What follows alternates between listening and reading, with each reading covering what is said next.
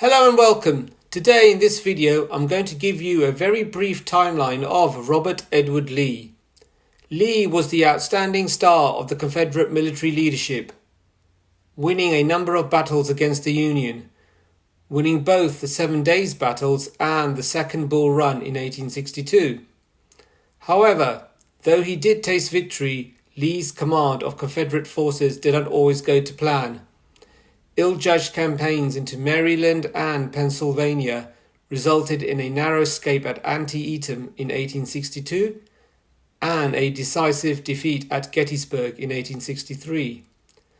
Eventually, the Union Army wears down his Army of Northern Virginia in a number of battles in 1864. These battles being the Wilderness, Spotsylvania and Cold Harbor. Finally, Lee surrenders his army to the Union at Appomattox Courthouse in Virginia in 1865. He surrenders to Ulysses S. Grant. Grant would go on to become the 18th President of the USA. Before I begin this timeline, please remember to subscribe to my channel by hitting that subscribe button right now. I've made subtitles for this video, so please use the YouTube subtitle functionality to help your understanding of this video. So, let us begin the timeline of Robert E. Lee, 1807 to 1870. January the 19th, 1807, Lee is born in Westmoreland County in Virginia. He is the son of Major General Henry Lee. Henry Lee is a hero of the Revolutionary War and Governor of Virginia. Robert E. Lee is one of 6 children.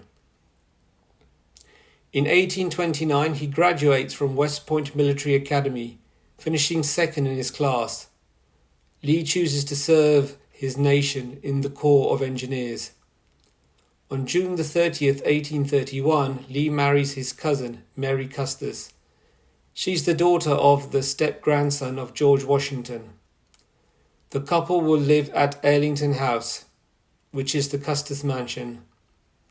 From 1847 to 1848, during the Mexican-American War, Lee serves on the staff of General Winfield Scott. He distinguishes himself at Cerro Gordo and Churubusco. In 1852, Lee is appointed Superintendent of West Point. In 1855, Lee transfers to the cavalry, attaining the rank of Lieutenant Colonel on the western frontier. In October 1859, Lee is on home leave. This is due to concerns about his wife's health and the financial well-being of their Arlington estate. Lee has to cut short his home leave and command a successful assault on John Brown's abolitionists at the U.S. Arsenal at Harper's Ferry. In March 1861, he is promoted to the rank of Colonel, with command of the U.S. 1st Cavalry. During the outbreak of the Civil War in April 1861, Lee rejects an invitation to command Union forces.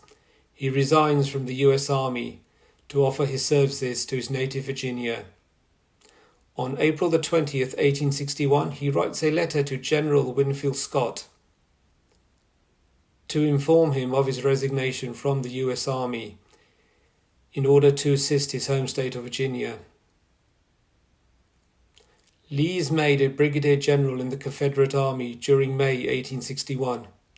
Union troops occupy the Lee Custis Mansion at Arlington House. From June the 1st to July the 1st, 1862, Lee takes command of the Army of Northern Virginia and defeats the Union Army of the Potomac in the 7 Days battles.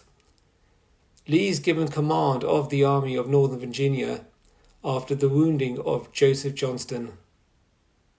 The Union general Lee defeats in the 7 Days battles is the cautious General George B. McClellan. Lee is able to drive away Union forces away from the Confederate capital, Richmond. During the period August 1862 to September 1862, another battlefield success is achieved against the Union.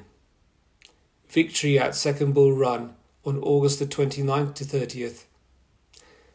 Lee then decides to invade Maryland in the north, but has to withdraw back to the south after his army narrowly escapes destruction at Antietam on September the 17th. During the period December 1862 to July 1863, more battlefield victories are achieved at Fredericksburg on December the 13th, 1862, and Chancellorsville on May the 2nd to May the 4th, 1863. Lee once again decides to invade the north. This time it is Pennsylvania. However, in Pennsylvania, Lee is very soundly defeated at Gettysburg.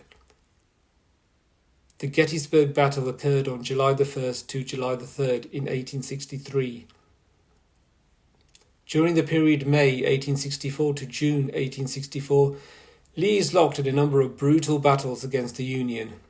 These battles occur at the Wilderness on May the 5th to May the 7th, Spotsylvania from May the 7th to May the 20th, and Cold Harbor on the 3rd of June.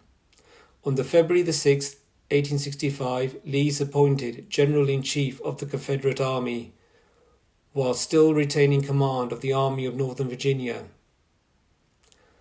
On April the 9th, 1865, Lee surrenders his army to the Union General Ulysses S. Grant at Appomattox Courthouse in Virginia.